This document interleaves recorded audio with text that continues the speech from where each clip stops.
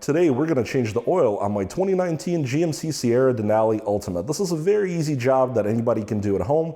If you've seen the pricing of synthetic oil changes at dealers and other service providers, they can be as high as $120 or more for a vehicle this size. With just Amazon and an ability to climb under your truck, you could change your oil for under $50, which is a pretty massive savings. This truck is high enough that you can just climb under it with a pan and change the oil. You don't actually have to lift it, but today I will lift my truck because I also want to rotate the tires. It is good practice to rotate the tires with oil changes, roughly 7,500 miles on this truck. Now I know some of you guys are working at home. You don't really have a lift. I'm very lucky in that I have a lift in my home, but tire rotation can usually be done very inexpensively at a place like Discount Tire, NTB, and so on.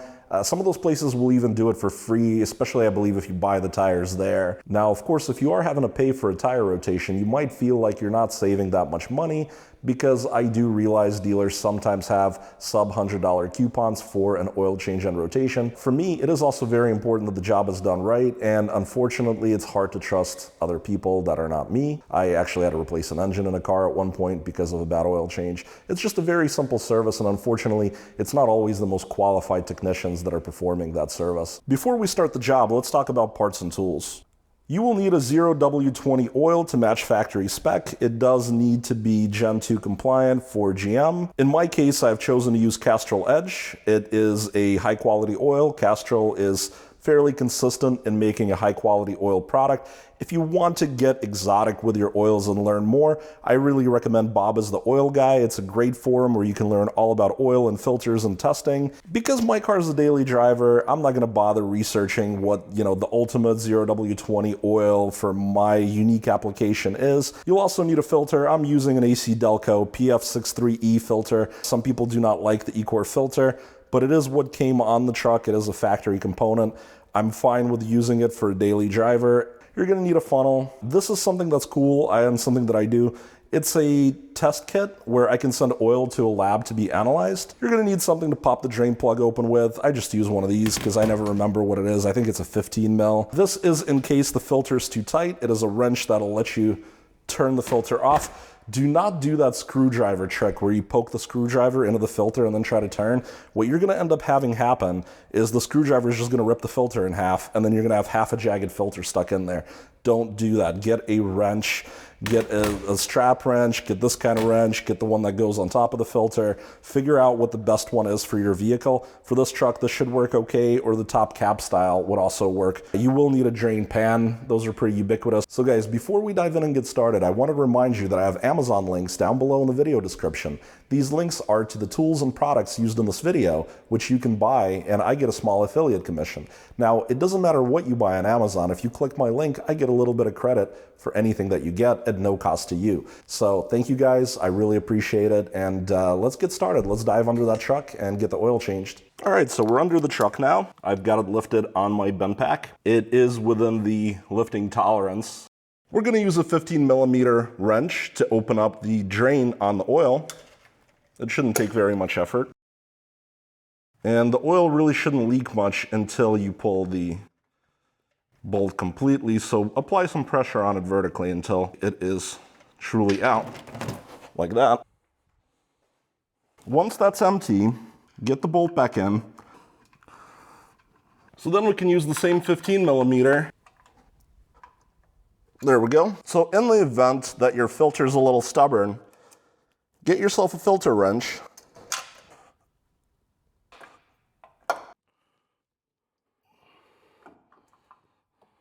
Now you'll always want to check that the O-ring stayed on the filter. You'll want to take a new filter and fill it up with a little bit of oil and lubricate the O-ring by running your finger over it with some oil on it. It's a good idea to clean up in here a little bit so that you're not going to be smelling a bunch of oil. And then you can start to position your filter. Give it a gentle threading, but not so hard that you can't pull it back out again. It doesn't need to be that heavily snugged down. The oil is drained, the truck is back on the ground. I actually took the time to rotate the tires. It's super easy. The front driver's side winds up on the rear passenger, and the front passenger winds up on the rear driver. but the rears, they just move up forward. They don't get moved diagonally. Super easy. If you can tighten lug nuts, you can do it. The torque rating is 140 foot-pounds. So there goes our cap. So as mentioned, this truck does take 8 quarts of oil. I've got an open bottle with 2 quarts already. So we're gonna pop that in. So here's 5 more quarts coming out of the newly opened bottle. That should put us to 7 when all said and done. Ooh, almost overflowed. Now we need just 1 more quart out of this new bottle, and then I'm gonna save it for future use. All right, that should be right at 1 quart. We're gonna set it aside. Let's pull the dipstick. As long as we're close, we'll crank the engine up, and then we'll let everything settle and then check it again. It's a little bit of a reach. Take it out, wipe it up.